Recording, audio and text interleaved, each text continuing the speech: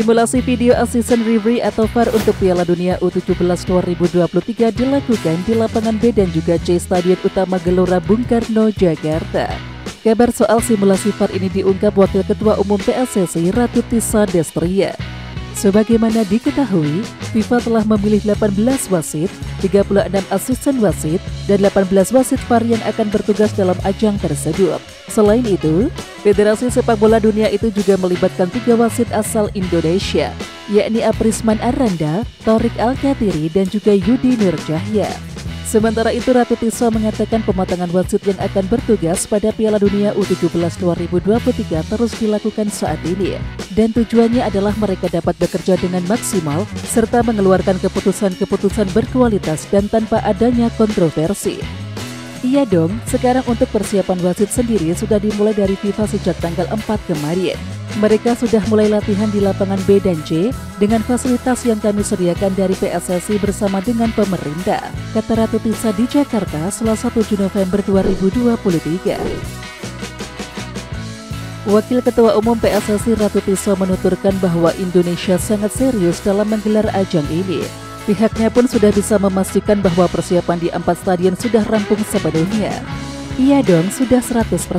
Ini sudah tanggal berapa? Kalau belum, ayo, kata Ratu Tissa di Jakarta Selasa 7 November 2023. Wanita berusia 37 tahun itu berharap Piala Dunia U17 dapat disambut hangat oleh penonton di 4 stadion dengan berbondong-bondong datang ke stadion. Sebab memang kemeriahan ajang ini menjadi penilaian dari FIFA. Iya dong, karena pertama adalah target penonton dulu. Kami omongin kemeriahan dulu. Jadi FIFA punya KPI atau Key Performance Indicator terhadap kami, ujar Ratu Tissa Destria. FIFA menargetkan kepada kami rata-rata harus di atas 10.000 alokasi, bukan berdasarkan kapasitas stadion.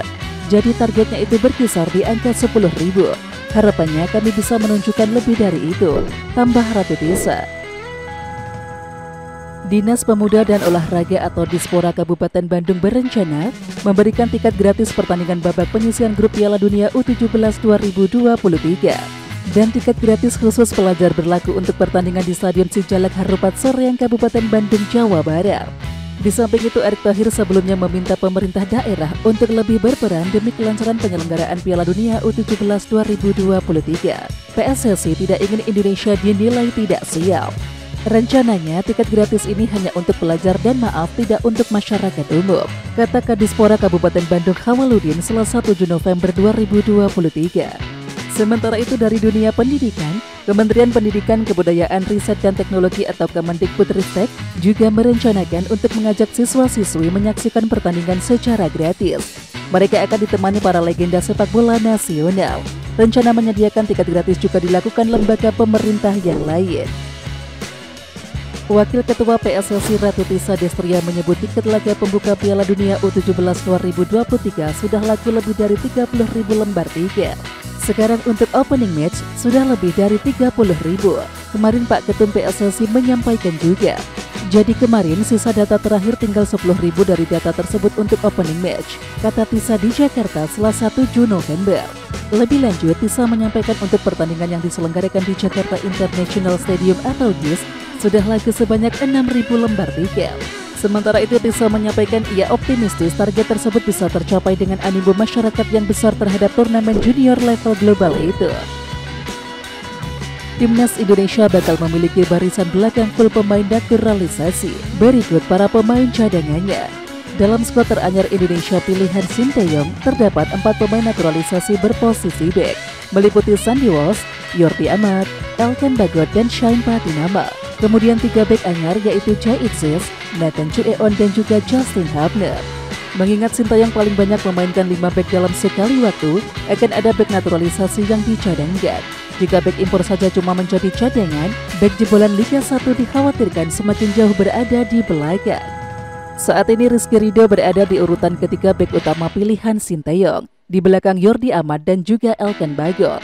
Kelak apabila Itzis dan juga Hubner bergabung, Ridho bisa saja terlempar hingga urutan kelima. Hal serupa juga dialami oleh Pratama Arhan di sektor kiri, yang saat ini menjadi pelapis untuk Shane Patinama. Jika nantinya Nathan Chueon mendapatkan status warga negara Indonesia, Arhan bisa saja menjadi pilihan ketiga di pos bek kiri.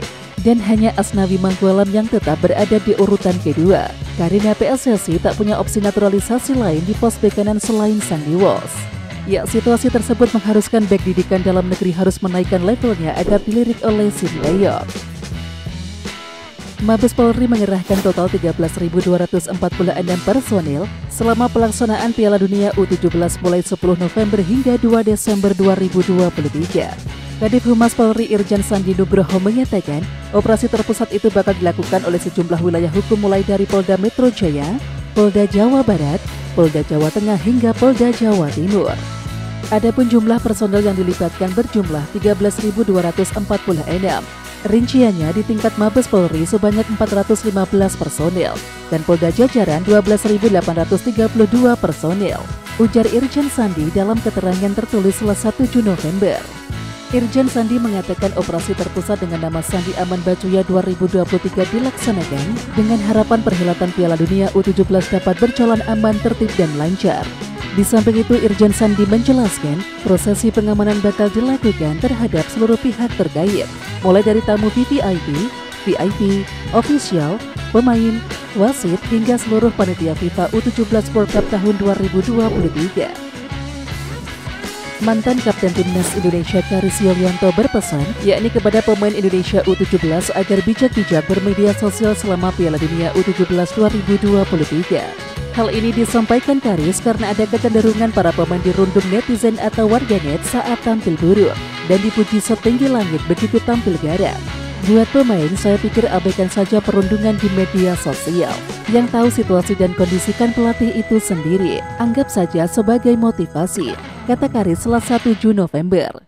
Kritik itu boleh saja, tetapi kalau ada komentar netizen yang membuli, abaikan saja. Tidak mudah memang, apalagi di usia-usia pemain ini yang masih labil, ujar Karis menambahkan.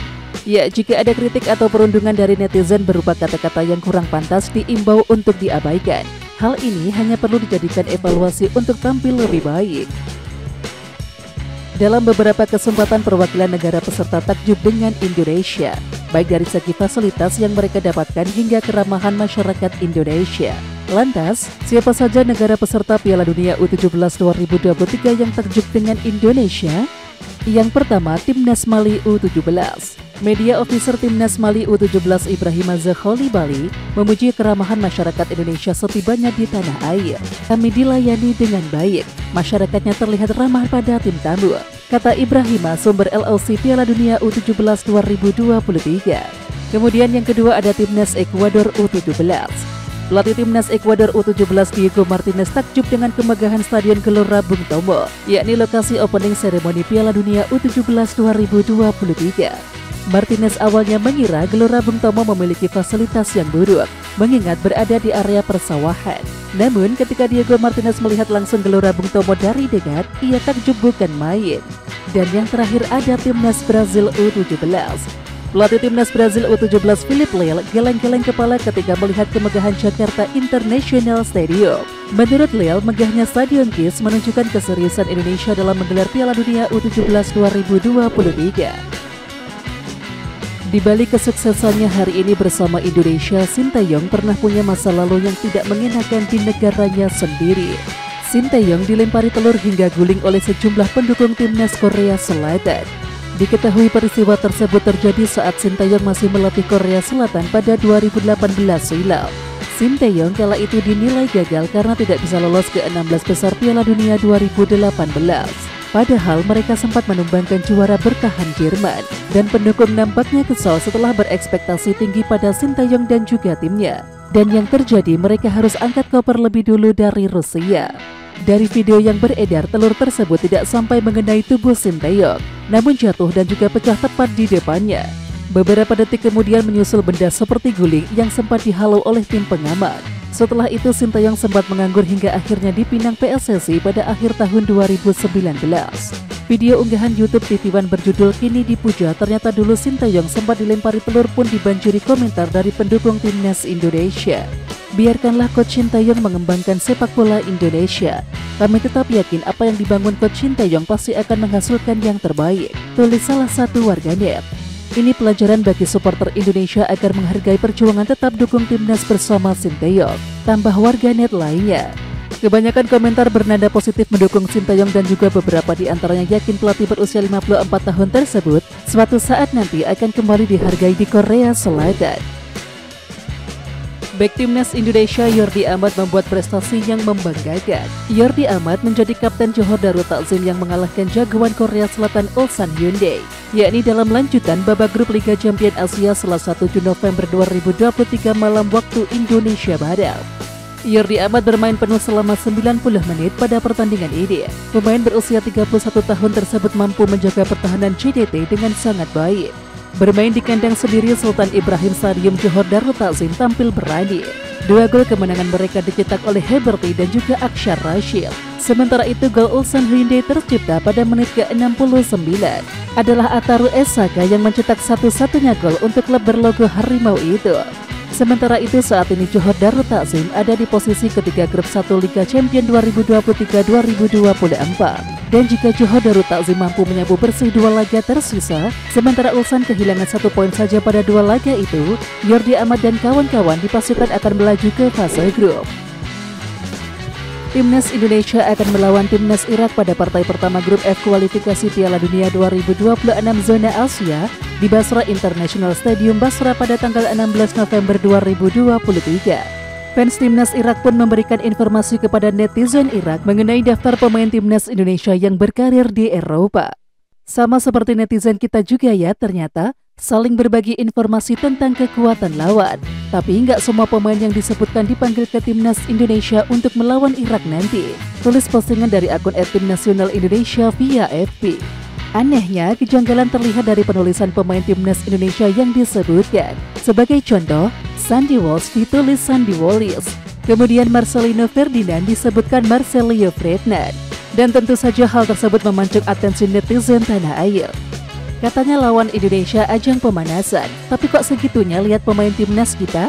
Tulis salah satu netizen.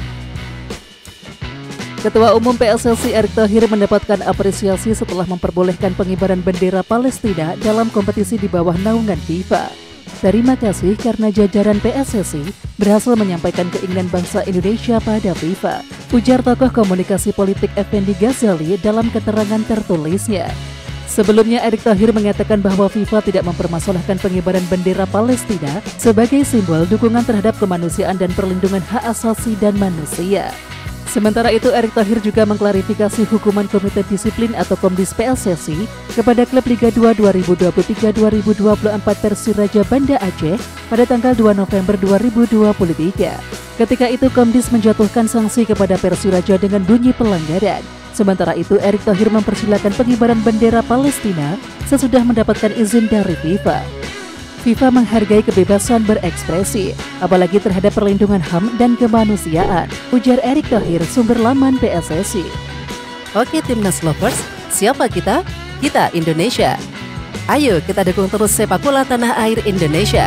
Jangan lupa dukung terus Garuda Raya Channel dengan subscribe, like, dan komen karena saran dan kritik kalian sangat bermanfaat untuk perkembangan channel ini. Tungguin video selanjutnya dari Garuda Raya Channel. Salam olahraga.